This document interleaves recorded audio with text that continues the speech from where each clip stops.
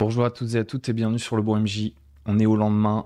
Oula. On est juste après la session 5 de la Shadow March. Et j'ai juste envie de dire que cette campagne, c'est vraiment un pur kiff. Cette séance, c'était n'importe quoi. Il y a beaucoup trop de détails que je vais être obligé de vous partager. Je sais que j'avais dit que je ferais plus court, mais là, tout a du sens normalement pour la suite. Donc, je vais essayer de vous présenter de manière exhaustive ce qui s'est passé dans cette session 5 de la Shadow March. Si vous ne connaissez pas le concept de la Shadow March, grosso modo, c'est moi qui vous explique partie après partie ce qui s'est passé en post-play. Ce n'est pas un actual play. En post-play, ce qui se passe dans une campagne bac à sable. On est au 5e épisode, donc si vous tombez là-dessus par hasard au détour d'une vidéo YouTube, sachez qu'il y a 4 épisodes avant qui sont fortement recommandés pour comprendre ce dont on va parler aujourd'hui. Il s'est passé tellement de trucs dans cette partie, tellement de coïncidences au niveau des événements que j'avais prévus et de ce qu'ont fait les PJ, vraiment des dingueries, ça va être ouf. J'en profite avant qu'on commence vite fait pour vous rappeler que voilà, c'est un format un peu particulier. Il fonctionne bien moins si vous êtes un habitué de la chaîne que des formats comme ceux que je peux proposer, comme les tables rondes, tout ce genre d'autres vidéos. Donc si ça vous plaît, n'hésitez pas à mettre un petit commentaire, un petit pouce bleu, et ça fera plaisir. On est tout de suite parti. On reprend dans le vif du sujet. Mon Dieu, par quoi commencer? Il s'est passé tellement de trucs. Je dis ça à chaque fois, mais là, je pense que c'est encore l'épisode le plus dense qui soit arrivé depuis le début. J'ai beaucoup de choses à vous dire. La dernière fois, les PJ avaient dormi à l'auberge. Je repasse pas sur ce qui s'est passé à l'auberge, vous irez voir l'épisode précédent. Et donc là, au petit matin, ils se réveillent avec une seule idée en tête. Je reprends mes petits tokens. Avec une seule idée en tête, donc, libérer la sorcière prisonnière du baron Véron, qui est dans ses cachots. C'est ça, leur gros plan pour la journée. Mais nos PJ, ils commencent à prendre goût au bac à sable, je crois, parce qu'ils vont décider de faire plein de petits trucs, il y a plein de petites phases de shopping, etc., qu'on va pas voir en détail, mais qui ont quand même leur importance, donc on va passer dessus rapidement. Donc la première chose qu'ils font au réveil, c'est d'aller discuter avec quelques PNJ qui les accompagnent depuis le début de l'aventure, quasiment. Alors en premier, il y a Merrick qui va parler avec Sindolwen, donc la barde émo qui écrit des textes un peu bressons, qui lui avait proposé de réciter ses textes, de les mettre en musique parce qu'elle sait écrire, mais elle n'a pas les talents de barde de Merrick, donc Merrick va la voir et lui dit cette nuit ça m'a travaillé et tout, et il avait prévu une petite chanson et tout, enfin c'était trop stylé. Et Sindolwen est stupéfaite, elle fait mais vous magnifiez mon art, mon bon ami. Bon là, je sais que vous avez du pain sur la planche et que c'est pas votre priorité, mais venez me voir à Pagore et ensemble on pourrait créer un groupe, quoi, avoir une carrière incroyable. Et elle repart pour Pagore dans la matinée, mais elle dit au PJ, n'hésitez pas à venir me voir si vous passez à Pagore, et elle s'en va. Anecdotique, mais ça pourrait avoir un gros impact sur la suite si les PJ s'en souviennent et qu'ils vont la voir. Moi, j'aurais sûrement oublié d'ici là, mais ce sera très drôle de faire ces retrouvailles. Ensuite, il y a Kimil et Tariq qui accompagnent les PJ depuis l'épisode 1, qui se séparent du groupe. Au départ, ils étaient contraints de rester ensemble parce qu'ils étaient liés par le sceau. Là, Tariq et Kimil ne sont pas forcément des aventuriers, n'ont pas forcément envie de s'embarquer dans les aventures de nos PJ, et donc viennent leur dire au revoir et espèrent les revoir plus tard. Donc pour rappel rapidement, Tariq, lui, il voulait aller voir l'oracle, quelqu'un qui est censé l'aider à trouver l'orientation de son fils qui est un peu perdu dans la vie. Donc Tariq, il va voir la conseillère ou le conseiller d'orientation, l'oracle, pour son fils. Il quitte le groupe. Et Kimil, elle va à la Motte Noire pour rejoindre les druides de l'œillet, ce qui était son rêve depuis toujours, de rejoindre les druides. Donc, elle quitte le groupe. Sur ce, nos PJ se retrouvent sans trop de PNJ dans les basques, en dehors de nos amis les Bill et les Bob, tous ces PNJ qui sont pas très importants mais qui les suivent partout depuis le début. Et donc, ils veulent libérer la sorcière des griffes du baron.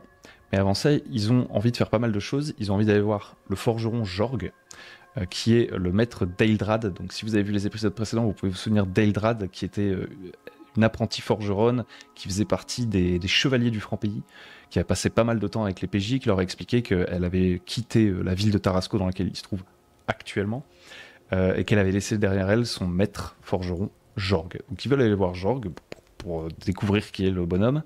Ils veulent aussi aller voir Corvin, l'antiquaire, pour lui acheter comment on appelle ça déjà, un télescope. Notre ami Bauduin, notre nain Bonne Brutasse, veut récupérer un télescope pour le ramener à une petite fille et lui rendre le sourire. C'est ça qui l'a mené sur les routes de l'aventure. Il a laissé une petite fille alitée chez lui, dans son patelin de base. Il veut lui ramener un télescope. Et donc, il veut aller voir l'antiquaire pour lui acheter ça. Donc ça, c'est au programme. Et enfin, ils veulent aller jeter un coup d'œil à la cabane de la sorcière, justement, qui a priori est déserte, puisque la sorcière est prise en otage dans les geôles du château. Et donc, dans l'ordre, ils veulent d'abord faire toute cette petite promenade en ville avant d'aller au château. Ils veulent tenter l'infiltration au château le soir. Donc je vais tout de suite prendre de l'avance sur ce qui s'est passé pour vous faire comprendre l'ironie du truc et à quel point cette partie était un régal pour moi. En fait, moi j'avais prévu à l'avance, donc je vous spoil un peu la suite, hein, c'est pas chronologique, j'avais prévu à l'avance des événements dans la journée. À midi, dans la journée qui va être jouée, le baron, qui est au château, qui tient la sorcière sous son joug, qui domine la région, va mourir. Parce que dans l'épisode précédent, je sais pas si vous vous souvenez, mais il y avait déjà des pistes qui laissaient entendre que le baron allait être empoisonné par son cuisinier. Et d'ailleurs, les PJ ont un rôle à jouer là-dedans, puisque c'est eux qui ont fourni le poison au cuisinier sans savoir vraiment de quoi il en retournait, parce qu'ils ne savaient pas que le colis qu'ils avaient livré était le poison. Ils ont, plus ou moins sans le savoir, été les acteurs de l'empoisonnement du baron qui va avoir lieu. Et l'empoisonnement du baron qui va avoir lieu, la mort du baron, va provoquer un événement. Deuxième truc, on a une horloge depuis le début, une horloge qui était déclenchée au début de la campagne et que j'avais prévu 12 jours après le début de la campagne. Cette horloge est déclenchée, il y a un événement gravissime qui va se passer. Et ça, du coup, ça tombe le même jour. Et donc j'ai écrit, pour pas que tout se chevauche non plus, que ça arriverait en fin d'après-midi. Et en fait, tout ça, les PJ le savent pas, c'est ça qui est marrant. Ils peuvent s'en douter parce qu'ils savent qu'il y a des mécaniques d'horloge de temps qui passent. Ils peuvent s'en douter parce qu'ils ont des soupçons sur l'empoisonnement du baron, mais ils ont tellement de choses à gérer dans le bac à sable, il y a tellement d'accroches, que ça leur est un peu passé sous le nez, je pense. Ils ne se sont pas rendus compte de l'urgence de la situation, ils ont dû se dire l'infiltration, ça a bien plus de sens le soir venu qu'en pleine journée, donc on va commencer par faire notre petite tâche du quotidien.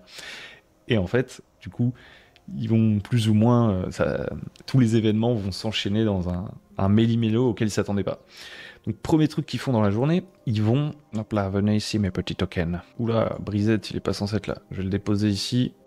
Ils vont à la rencontre de Corvin l'antiquaire. Donc là, il y a une petite phase de shopping que je vous passe, mais qui est très rigolote en fait, où il y a beaucoup d'humour par rapport aux stratégies marketing de Corvin, aux PJ qui essayent absolument d'acheter des trucs qui sont complètement hors de leur portée, et en particulier le télescope qui vaut 800 pièces d'or. Les PJ sont très loin d'avoir 800 pièces d'or, je pense qu'ils en ont genre 4. Donc ça n'est pas à leur portée. Néanmoins, voilà, Corvin leur dit n'hésitez pas à revenir, je vais pas bouger tout de suite, je compte retourner à Pagore un jour, parce que ici, honnêtement, le business d'antiquaire, ça fonctionne pas des masses. Donc un jour, je compte bien retourner à Pagore, et on pourra se retrouver là-bas pour que vous m'achetiez le télescope. Et puis ce jour-là, quand je repartirai, peut-être que j'aurai besoin d'une escorte, et donc c'est une perche tendue au PJ. Le jour où l'ami Corvin aura besoin de garde du corps, il fera appel au PJ. Dépité, Bauduin repart en disant « Je l'aurai un jour, je l'aurai ce télescope ». Ils vont chez le forgeron Jorg. Donc là, ils approchent Jorg en lui disant « Bonjour, on connaît votre apprenti Eldrad, etc. Elle nous a recommandé de venir vous voir, etc. Il paraît que vous êtes un forgeron très talentueux. » Donc lui, il prend des nouvelles d'Eldrad, son apprenti, qui est parti rejoindre les Chevaliers du Franc-Pays. Il comprend rapidement que les PJ ont donc rencontré les Chevaliers du Franc-Pays, etc. Et donc, Jorg, c'est un nain, effectivement très talentueux, mais il est à la solde du baron, il n'a pas trop le choix. En fait, son métier aujourd'hui consiste à, de manière un peu industrielle, produire des armes pour équiper les hommes du baron. Et donc, il ne peut pas vraiment exercer son art comme il le voudrait, et il n'a pas tellement de temps non plus à consacrer au PJ pour une éventuelle commande, etc. Donc il va se contenter déjà de retaper un casque que les PJ avaient trouvé, enfin quelques trucs comme ça.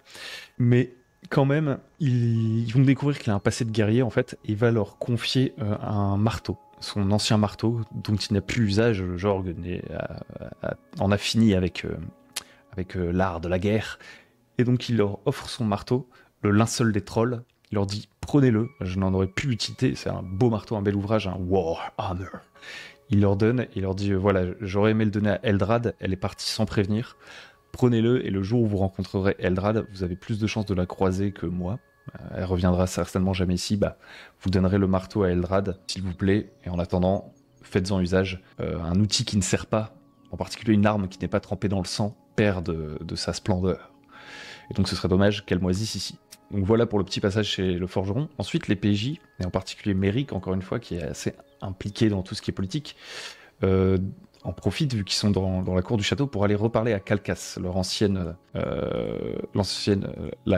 la contremaître de la mine dans laquelle ils étaient anciennement prisonniers. Il va la voir et il fait, voilà, Calcas, j'aimerais bien aller parler au baron, je sais que vous commencez à craindre que le baron perde la tête, et voilà, je pense qu'on est un peu dans le même camp finalement. Si je pouvais avoir une petite audience, on allait voir ensemble le baron, ce serait pas mal.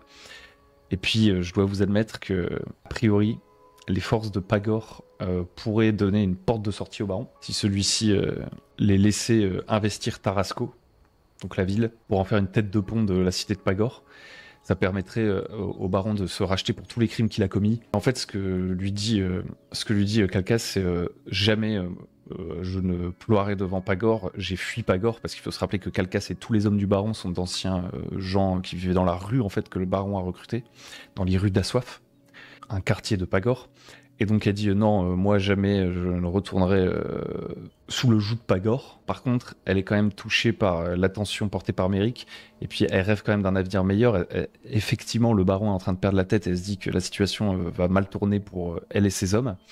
Et donc elle dit qu'elle veut quand même bien aider Méric et proposer une rencontre avec le baron. Et si Méric arrive à faire en sorte que elle et tous les hommes du baron puissent se séparer du baron, quitter la ville avant que Pagor arrive, ça lui irait, parce qu'elle rêve d'une vie meilleure. Donc elle est ok pour essayer d'entre guillemets convaincre en tout cas le baron de revendre la ville à Pagor. Dans ce cas-là, elle veut une porte de sortie, elle veut pas que les retomber sous le joug de Pagor, quoi, pour faire simple. Donc en gros, un rendez-vous est organisé dans l'après-midi, parce que à midi, le baron mange et il ne veut recevoir personne durant son repas. Et comme vous le savez, le baron va être empoisonné, donc il y avait vraiment de l'ironie dans cette scène. C'était assez drôle. Donc les PJ, là, jusqu'à maintenant, ils se disent cet après-midi, petit rendez-vous avec le baron, tranquillou. Ensuite, libération de la sorcière, mais rien de tout ça ne va se passer comme prévu. Ils font leur dernière halte de la matinée, tout ça leur prend toute la matinée, chez la sorcière. Donc ils vont visiter la cabane de la sorcière. Il y a une petite scène rigolote que je vous passe avec un mec qui s'occupe du potager de la sorcière en son absence, mais honnêtement, voilà, c'est anecdotique, mais c'était très drôle. Ils entrent donc dans la cabane de la sorcière qui est à l'abandon. Et en fait, ce qu'ils découvrent là, c'est pas grand-chose. En réalité, c'est une hutte assez simple. Ils remarquent quand même qu'il y a un peu des trucs vaudous, donc ça a pas l'air d'être une sorcière au sens des contes et légendes arthuriens, ce genre de truc. Plus une sorcière dans un mix vaudou, quoi. Il y a des poupées un peu à des endroits et tout. Il y a plein de plantes bizarres, de la coriandre dans un coin, de la chélidoine dans un autre. Et il voit aussi un chat, le chat de la sorcière, qui tapote une potion. Donc Nathias, intrigué et un peu fonceur, boit la potion. Et en fait, c'est une potion que le chat voulait qu'il boive, parce que c'est une potion pour parler aux animaux. Donc Nathias fait la rencontre de Lazare, le chat de la sorcière. Donc il discute avec Lazare, il lui demande mais où est la sorcière, il demande plus d'infos, et Lazare explique que la sorcière a été capturée par le baron et que le baron l'exploite pour fabriquer des potions dans son cachot. Et aussi que c'est sûrement, il a sûrement exploité la sorcière et que c'est elle qui aura fabriqué le sceau qui relie les PJ, qui les force à être ensemble. Toutes les malédictions en gros que le baron utilise pour contrôler la région depuis le début, c'est l'œuvre de la sorcière sous contrainte du baron. Et donc il se propose d'aider les PJ à aller sauver la sorcière, en leur disant que s'ils veulent tenter l'infiltration du cachot par les souterrains, ils vont sûrement devoir faire face à la horde des rats. Donc c'est un peu débile, c'est un peu humoristique, mais mine de rien, si les PJ, si tout s'était passé autrement, moi j'avais prévu qu'il y avait des rats qui pouvaient bloquer la route du cachot, et qui aurait pu être difficile à gérer pour les 4 PJ seuls. Donc par souci de cohérence, je leur en parle quand même, le chat leur propose de venir avec eux, et leur dit, leur donne des astuces pour passer les rats. Il leur dit, moi je peux négocier avec les rats parce que je parle la langue des animaux, la langue universelle des animaux, et je peux demander, faire un deal avec les rats pour qu'ils vous laissent passer, pour passer par les souterrains. Ou alors, autre stratégie, vous pouvez essayer de nourrir les rats, de leur faire une offrande pour qu'ils s'occupent pas de vous. Donc c'est assez rigolo. Et du coup, Lazare reste avec les PJ. Ce qui est assez drôle, c'est qu'il y avait que Nathias qui comprenait ce que disait le chat, parce qu'il était seul à boire la potion, et donc les autres trouvaient, enfin il y avait cette sorte d'ironie de mais qu'est-ce qu'il fait, pourquoi il dit miaou miaou, c'était drôle. Et un autre truc qui est très rigolo et qui a un impact un peu plus tard, c'est qu'il y avait une deuxième potion donc, que j'avais pas tellement prévu, et où j'ai tiré aléatoirement les effets, et les PJ l'ont pris, ils l'ont pas bu tout de suite, mais ça reviendra plus tard. Donc ils récupèrent une potion dont ils connaissent pas les effets, tiré aléatoirement, je rappelle.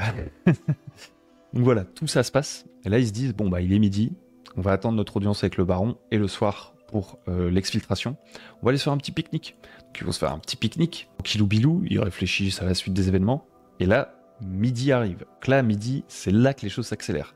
La cloche sonne, le tocsin. Ding, ding, ding, ding, ding, ding. Et en fait, c'est le signal du cuisinier qui a empoisonné le baron, dire que le baron est mort et déclencher l'assaut des chevaliers du Franc-Pays qui étaient cachés dans les bois. En fait, ce que les PJ ne savaient pas, c'est que depuis qu'ils avaient quitté le camp des chevaliers du Franc-Pays, ils étaient suivis de près par les chevaliers du Franc-Pays, justement. Les chevaliers du Franc-Pays leur avaient confié le colis avec le poison en leur disant « Ne l'ouvrez pas, rendez-nous un petit service en échange de l'aide qu'on vous a apportée.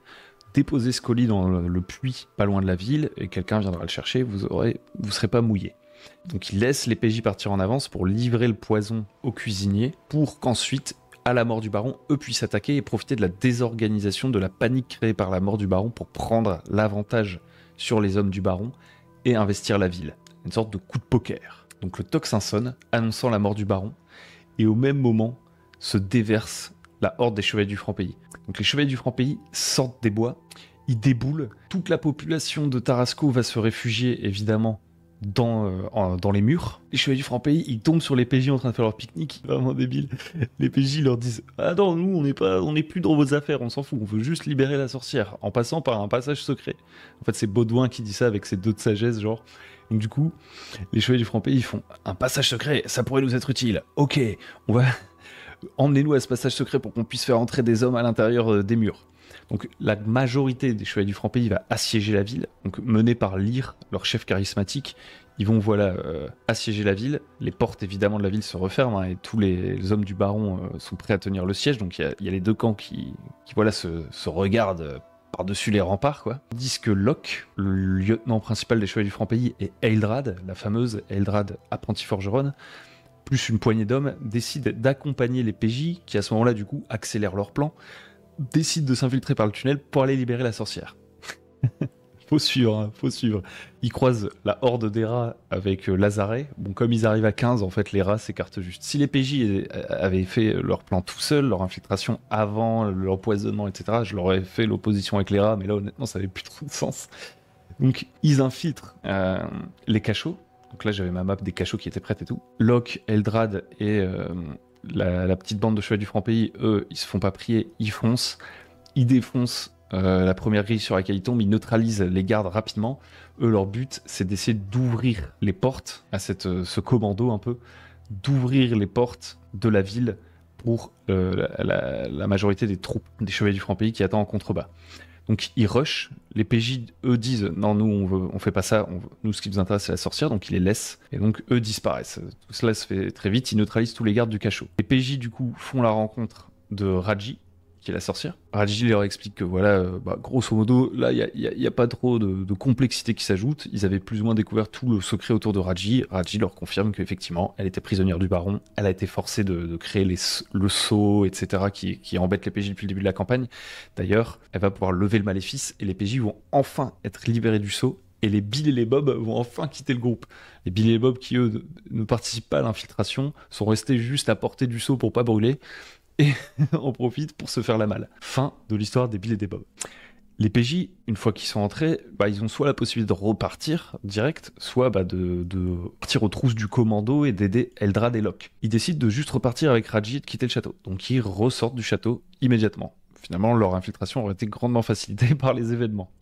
Et ce qui se passe à leur sortie, oulala, je suis en train d'avoir... J'ai 50 000 tokens de chaque PJ, excusez-moi, mais les tokens des PJ, ils sont dupliqués, ils sont partout, c'est un bazar. Je reprends le board et les battle maps au sortir de la partie.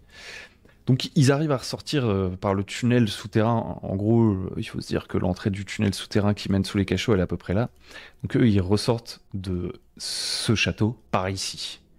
Et donc ils ressortent et ils constatent la situation à l'extérieur. Donc les hommes du baron, le baron est mort. Les hommes du baron sont enfermés à l'intérieur du château, ou plutôt de l'ensemble de la partie fortifiée, quoi. Ils sont sur les remparts, et il y a Lyre en bas qui menace, avec ses chevaliers du Franc-Pays, de brûler les maisons une à une, tant qu'ils ouvriront pas, tant que les hommes du baron ouvriront pas les portes du château, et de la ville haute, qui mène les hommes du baron, à ce moment-là, arrivent avec 4 individus, avec des petits sacs de toile sur la tête. En fait, comme les PJ n'ont pas aidé Locke, Eldrad et tout, à l'infiltration pour aller ouvrir la herse, qui les ont laissés et qui sont sortis avec la sorcière, Locke, Eldrad, etc. auront été vite débordés en fait et auront été faits prisonniers. Et donc Calcas met un couteau sous la gorge de ces prisonniers et dit eh ben, si vous brûlez les maisons, nous on égorge vos hommes.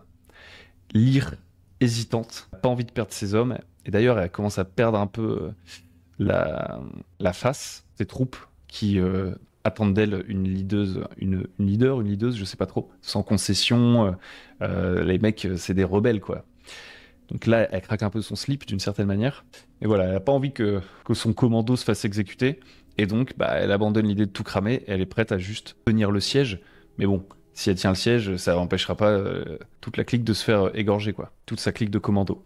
À ce moment-là, Bauduin prend son courage à deux mains. Il avance, il hurle. C'est Bauduin, quoi. Il hurle « Je propose un duel. Un duel pour régler ça, sans verser plus de sang. Ce conflit a assez duré. » Et là, contre toute attente, Calcas accepte. Bauduin se propose comme champion. Alors là, Lyre tout de suite dit Bauduin, pour que ce duel ait la moindre valeur et que tu puisses vraiment nous représenter, il faut que tu deviennes un chevalier du franc pays. Donc on est dans une scène où il y a une musique épique et tout, je vous passe le truc, mais il y a l'adoubement, enfin c'est assez stylé. Il y a l'adoubement de Bauduin. On le prépare pour son combat. Et en fait, ce que découvre Bauduin, c'est que son adversaire, ça va être Calcas. Et en fait, là, ça crée un dilemme moral assez fort, parce que Calcas, les PJ, même si c'était leur tortionnaire du début, ils se sont attachés à elle, ils se sont rendus compte que Calcas, elle a un fond d'humanité. Et quand Calcas sort des murs pour affronter Bauduin, je demande à Bauduin de faire un jet de sagesse avec avantage. Il a une sagesse pourrie. Je lui donne un petit avantage parce que c'est un guerrier, donc il peut lire un peu les émotions d'un autre guerrier en face de lui.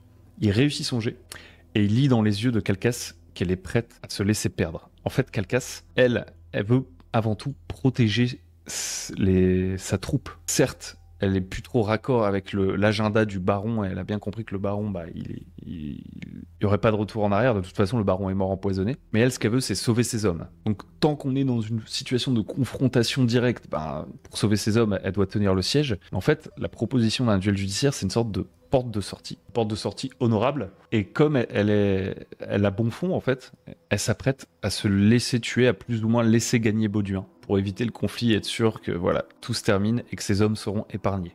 Le duel commence, il y a des gros échanges de coups, Bauduin est obligé, je vous passe le truc, mais il y a plusieurs passes d'armes, où ils se croisent les yeux dans les yeux, ils se parlent, il y a quand même des trucs importants. Il y a Bauduin qui la chope à un moment donné quand leurs armes se croisent, il la rapproche d'elle et fait « Bats-toi pour de vrai, je pourrais pas te tuer si tu te laisses faire, ce serait déshonorant.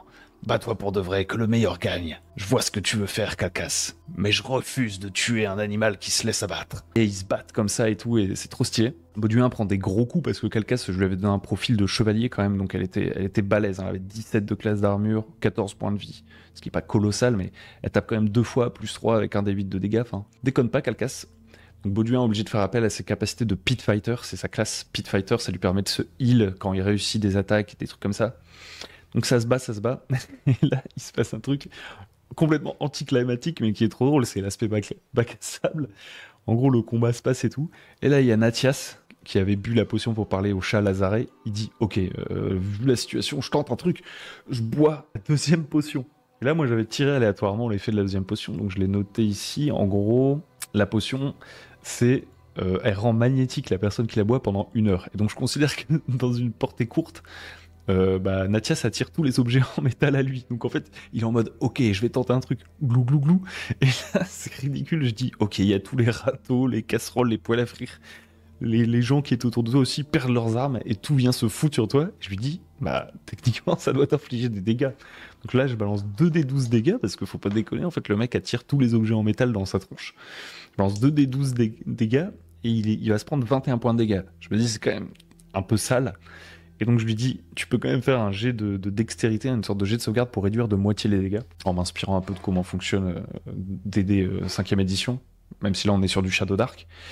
Et il rate 2 fois, je crois, et il utilise tous ses points de fortune pour finalement réduire les dégâts de moitié et ne pas mourir. Mais donc du coup, il se transforme juste en pile de métal et ça rend la situation complètement loufoque et drôle. Et c'était très marrant. Pendant ce temps-là, le duel arrive au point où Bauduin finit par prendre l'avantage, par tordre le bras de Calcas. Donc pour ça, il utilise point de fortune. Il doit utiliser quand même ses capacités.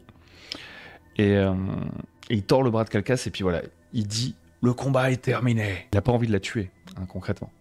D'ailleurs, personne n'a envie qu'elle meure. Il y a même Merrick qui demande à Raji la sorcière, voilà, si le duel devait mal se passer, est-ce que vous auriez un moyen de sauver Calcas, etc. Raji à contre-cœur, qui réussit un jet de charisme pour l'en convaincre.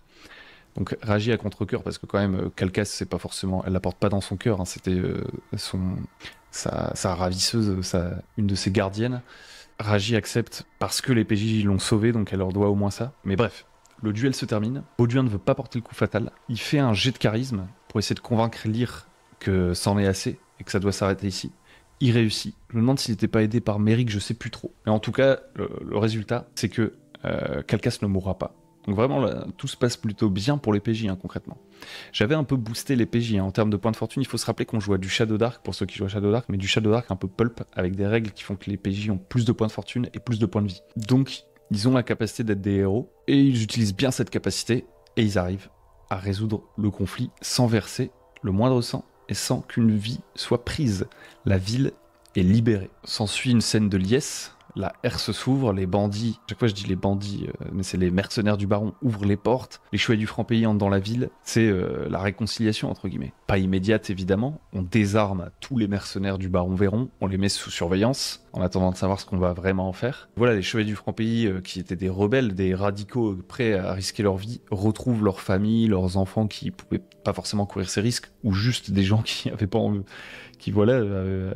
n'avait pas envie de prendre le risque de se battre contre le baron. Et donc voilà, la population de la ville de Tarascon se retrouve. À ce moment-là, j'ai fait un truc hyper méta. Donc je vous en parlais, il y a la grosse horloge qui va frapper. Et comme je connais voilà, les PJ qui aiment bien faire plein de trucs à droite à gauche, ce qui est super cool, je suis trop content qu'ils mordent comme ça à pleines dents dans le bac à sable, qu'ils fassent plein de trucs, c'est un régal. Mais voilà, j'avais peur, comme je savais que ma grosse horloge là allait arriver, qu'il fasse des trucs un peu secondaires, que la fin d'après-midi frappe et que le dragon arrive. Parce que quand on est dans une scène de liesse, de post, scène d'action, de tension et tout, les PJ ils peuvent se dire un peu qu'ils ont tout le temps devant eux.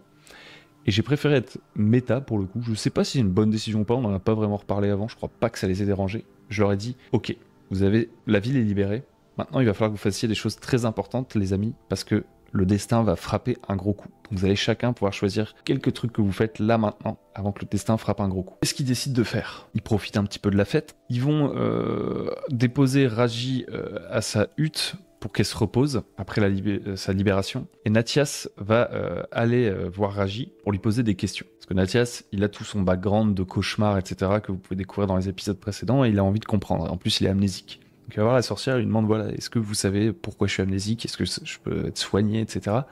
Elle lui demande plus de détails. Et finalement, ce qui va en déduire, enfin ce qui va ressortir de cette conversation, c'est que la sorcière va expliquer à Nathias que son amnésie n'a rien de normal et qu'en fait, il est sous le joug du visiteur. Une créature extraplanaire, enfin, sorte de... c'est son patron, quoi, parce que c'est un warlock. Elle lui explique qu'il est sous le joug du visiteur et que s'il a perdu la mémoire, c'est qu'il a passé un pacte avec le visiteur. Elle lui explique un peu comment fonctionne le visiteur. Le visiteur, c'est une créature qui se nourrit des souvenirs les plus affreux, qui se délecte des cauchemars, etc. Et le deal qu'il propose à ses futurs warlocks, c'est de leur emprunter tous leurs mauvais souvenirs, de leur en débarrasser. En échange de quoi il leur donne le pouvoir de créer la peur chez d'autres. Et chaque fois que le warlock créera la peur chez d'autres, comme a pu le faire d'ailleurs Nathias par le passé dans différentes situations, c'est un de ses pouvoirs, il peut provoquer un cauchemar chez quelqu'un, la terreur, et ben le visiteur en profitera pour prélever une petite part de la terreur générée pour s'en délecter également.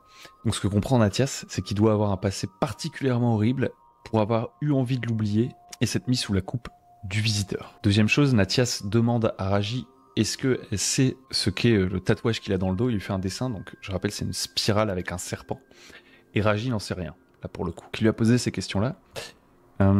Aussi en faisant la visite de la hutte de la sorcière, ce que les PJ découvrent en fait au moment où il va voir la sorcière, c'est qu'il y a Brisette. Brisette, c'est l'aubergiste, donc, dont on a parlé dans l'épisode précédent. Brisette qui avait l'air très inquiet du sort de la sorcière, qui arrête pas de passer pour voir si elle va bien, si elle veut bien le recevoir, et qui explique, vu qu'on lui pose la question, pourquoi vous venez voir tout le temps la sorcière, elle va finir par se réveiller, tout va bien et tout. Il lui faut un peu de repos. En fait, il dit qu'il a besoin d'un traitement. Voilà, un traitement que lui donnait la sorcière. Et là, comme la sorcière était dans les geôles depuis un moment, ça fait des mois qu'il l'a pas eu, donc il s'inquiète un peu. Les autres joueurs, eux, décident, donc Merrick, Lorga et Bauduin, Eux, ils décident, pour profiter du temps libre, de se rendre dans le château du baron. Et là, il va y avoir moult révélations que j'avais un peu sous le coude depuis un moment. Donc ça va être assez riche. Comment je vais pouvoir vous expliquer ça? Déjà, ils arrivent, ils découvrent que le baron est empoisonné. Ils découvrent aussi le cadavre du cuisinier. Le cuisinier qui aura juste eu le temps d'empoisonner le baron, de sonner le tocsin avant de se faire éliminer par les gardes du baron. Première chose importante qu'ils vont découvrir en... Encore une fois, il y a 50 fois les tokens de chaque personnage. Première chose qu'ils vont découvrir sur le corps sans vie du baron, vautré dans son sang et dans son vomi à cause du poison, ils vont découvrir sur son cou l'exact même symbole qu'il y a dans le dos de Nathias, c'est-à-dire le serpent en spirale. Chose que Nathias sait en tant que joueur, le joueur de Nathias le sait, mais il le découvrira pas dans le cadre de cet épisode, puisque lui, au moment où eux sont chez le baron et chez la sorcière, je rappelle. Donc il découvre ça, ce qui ne manque pas de les intriguer. Et ensuite, Méric, évidemment, procède à la fouille en bonne et due forme de tous les documents secrets du baron, journal intime, tout ce genre de choses. Donc, il y a des lettres sur le bureau du baron. Lettre numéro 1, lettre adressée au baron. Plutôt que de vous lire les lettres, je vous les affiche, comme ça si vous voulez les lire vraiment, vous pouvez faire pause. J'essaie de vous en résumer le propos. Donc il y a plusieurs lettres. La lettre numéro 1, adressée au baron, est signée par un certain B, mystérieux, et écrite avec une calligraphie superbe. On peut se dire que c'est quelqu'un d'éduqué qui écrit cette lettre adressée au baron. Et en gros, ce que cette lettre explique, c'est que le mystérieux B a déjà aidé le baron à sortir de prison, l'a fait sortir de prison, lui a donné de l'or, et en échange de ce service, lui a donné pour mission de se rendre dans l'échine du serpent, de retrouver un artefact, une flûte. Il lui dit de localiser cette mystérieuse flûte, de la récupérer, puis de la lui ramener à Pagor. Si le baron fait ça, il pourra garder tout l'or qui lui a été donné, profiter de sa liberté, et peut-être même qu'il aura l'occasion de travailler à nouveau pour B, si l'envie lui venait de monter un peu dans les coulisses du pouvoir et d'accéder aux plus hautes strates de la société. On rappelle que dans les épisodes précédents, les PJ avaient compris que le baron, et d'ailleurs toute sa clique, Calcas, etc., sont d'assez basse extraction. Forcément, c'est quelque chose qui peut plaire au baron dans l'absolu. Deuxième lettre, un peu plus tardive, 2 mois après la première lettre. Deuxième lettre, toujours de B, explique que B n'est pas content. En fait, le baron fait trop de remous avec ses histoires d'être devenu baron, justement. Parce qu'à la base, le mec est pas baron, en fait. Véron, il se fait missionner par B, et grâce à l'or de B et tout, il arrive à s'imposer comme baron, comme noble de la région. B dit je suis très impressionné de ce que vous faites de mon or, vous avez réussi à devenir baron, vous roulez sur l'or, tout a l'air de bien aller, pourtant vous ne faites pas ce que je vous ai demandé. Vous m'avez pas ramené la flûte. Je vous ai offert d'entrer dans les coulisses du pouvoir, maintenant il va falloir exécuter mes ordres, sinon vous allez le payer très cher. Donc ça, c'est la deuxième lettre. Et aussi, ce que B dit, c'est que lui, il est pieds et poings liés à Pagor, qu'il a d'autres responsabilités, d'autres choses qui le retiennent, et que donc, il peut pas venir s'occuper de... Si Véron se bouge pas le derche, il finira par le punir. Dernière lettre, la plus récente, ma patience a des limites. En gros, vous l'avez compris, le baron fait n'importe quoi, il fait des esclaves, il fout le bordel dans la région, il a perdu le contrôle des rages fauchons, tout ça c'est une lettre plus récente, plus contemporaine des PJ. Et donc là, B dit, ma patience a des limites, vous êtes en train d'éveiller les soupçons de Pagor, en ayant perdu la situation, l'esclavagisme que vous menez dans la région va faire tomber le couperet de la justice sur votre nuque, et vous m'avez toujours pas amené la flûte. J'envoie des hommes, B ajoute, j'envoie des hommes qui vont venir prendre la situation en main. Vous avez intérêt à ne pas moufter, à leur obéir si vous voulez garder votre tête. Et ne songez même plus à revenir à Pagor. Je vous raide de ma liste de contacts. Pour vous aider à comprendre, parce que les épisodes sont quand même écartés d'une semaine à chaque fois et vous n'êtes pas dans la partie. Pour vous aider à comprendre, tout ça, ça explique l'état du baron qui était ultra stressé, etc., qui commençait à perdre les pédales, évidemment. Ça explique la situation et l'inquiétude de Calcas, etc., etc. Dernière chose, le journal intime de Véron, qui apporte pas franchement beaucoup plus d'informations en soi, si ce n'est que ça permet d'éclairer la situation du point de vue du baron, en fait, dans l'écriture. Là, c'est le baron à la première personne dans son journal intime qui explique que voilà, il a une opportunité de fou, il aurait dû être pendu au écourt ou exécuté ou finir ses jours dans les geôles de Pagor, et le mystérieux B l'en a sorti, lui a donné de l'argent. C'est sûrement la déesse Madira, la déesse du destin, qui lui sourit. Il a recruté des mercenaires et maintenant il va se faire une nouvelle vie tranquillou bilou dans l'échine du serpent. Et il dit également, et la flûte de B, il pourra se la mettre là où je pense, parce que moi, honnêtement, je vais juste profiter de ma liberté et je vais lui faire un pied de nez. Donc très certainement que ici, le baron sous-estime le pouvoir de son sauveur B. J'espère que vous arrivez à suivre. Et dernière chose qu'il trouve sur le bureau, c'est une carte de la région dans laquelle, sûrement dans les dernières heures de sa vie, le baron a commencé à se dire « Bon, la flûte, ça devient vraiment important ». Et il a fait des tracés partout sur la carte en se disant « Mais où est-ce qu'elle pourrait être cette foutue flûte? Il faut absolument que je la trouve avant que le baron me découpe ». Voilà, j'espère que vous arrivez à suivre. Donc toutes ces révélations vont donner du grain à moudre au PJ, ils vont avoir de quoi réfléchir. Deuxième truc, presque dernière chose de cette séance, parce que ça finit vraiment de manière explosive, si je puis dire. Dernière chose, ils vont avoir leur petite part du butin. Donc ils finissent de fouiller le château, quoi. Ils découvrent qu'il y a une baliste, ils découvrent qu'il y a un trésor, ils ont le droit d'en prendre une part parce qu'ils ont quand même aidé les chevaliers du Franc-Pays. Donc les chevaliers du Franc-Pays, c'est pas des ingrats, même s'ils veulent redistribuer toutes les richesses volées par le baron à la population, ils laissent les PJ prélever quelque chose. Et donc les PJ s'emparent d'une grosse tête de dragon, en fer forgé, une vraie pièce d'art, et ils s'empressent d'aller l'échanger à l'ami Corvin l'antiquaire contre le télescope. Donc tout content, Bauduin obtient son télescope. Et c'est à ce moment-là que l'horloge des 12 jours, ce dont je vous parlais dans les vidéos, le concept d'horloge sur le voyage, ce dont je vous parle depuis 4 épisodes sans vraiment en dire le nom, l'horloge frappe. Depuis le début de la campagne, je savais qu'au bout de 12 jours, je ferais débarquer un énorme dragon de feu. Un dragon rouge. L'énorme dragon rouge, alors que tout le monde est encore en liesse dans la ville, arrive. Je décris un truc colossal. C'est un dragon à la Game of Thrones, quoi. Il arrive du lointain. Il fait un premier passage. Les PJ, là, ils débloquent, ils comprennent pas. Premier passage de grosse pâme qui défonce tout, qui crame Corvin, au passage, d'ailleurs, l'antiquaire. Là, les PJ, je leur dis, qu'est-ce que vous faites? Toute la population pète un câble, essaye de sortir de la ville et vient s'agglutiner, se piétiner au niveau de la herse. Les PJ, eux, ils sont au niveau du magasin là, de Corvin. Je vais prendre un PJ, tiens, hop, ça dégage. On va prendre l'orga. Voilà. Les PJ, ils voient ça, ils se disent, ok, on court au château. C'est l'endroit où on sera le plus safe. Je leur fais faire des jets de dés pour voir s'ils arrivent à sauver des PNJ, etc. En fait, je leur demande ce qu'ils font, et eux, ce qu'ils me disent, c'est qu'ils crient au château, au château. Et donc, pour chaque PJ qui crie au château, qui conseille aux gens d'aller se cacher au château, j'ai jeté un D4, et c'était un des 4 PNJ qui pouvaient décider de sauver. Et ils ont eu de la chance, ils ont pu sauver tous les PNJ. Donc bon, peut-être que c'était un peu trop facile. Peut-être que le D4... Bon, après, c'est de la chance, hein, parce que honnêtement, il y a eu 2 D4, il y a eu un 1 et un 4, ça a fait 5, et c'était suffisant pour sauver les PNJ qu'ils avaient envie de sauver. Mais bref, je divague.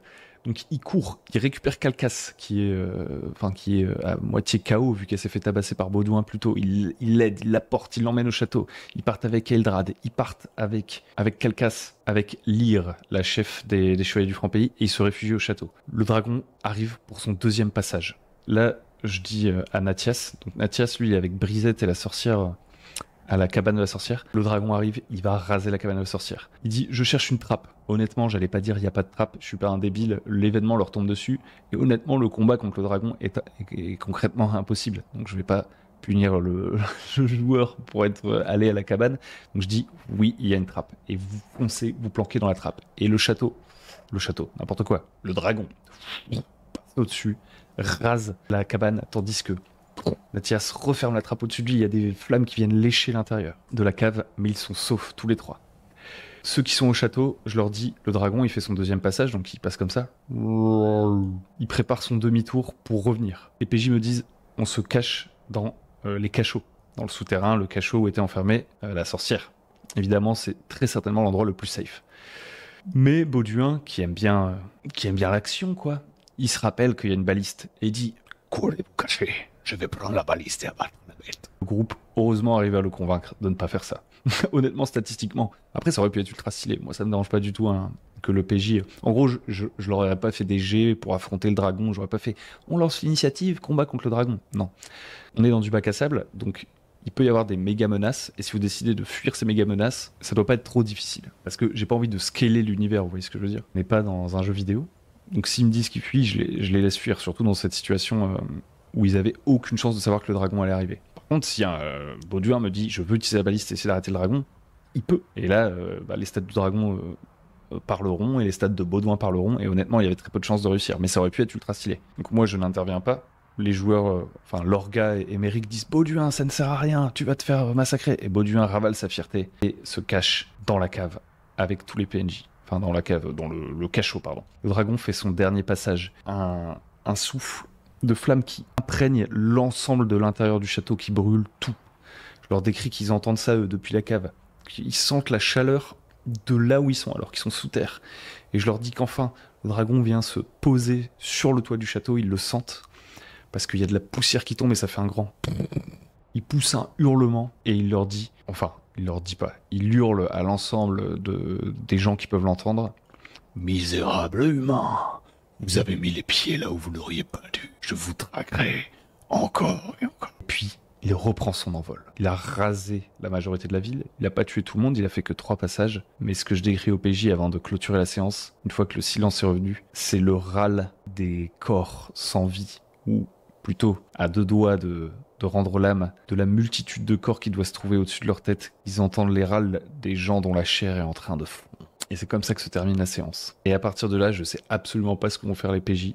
On a fait un long débrief, mais ils n'ont pas réussi à se décider sur la suite, parce qu'honnêtement, là, la campagne explose.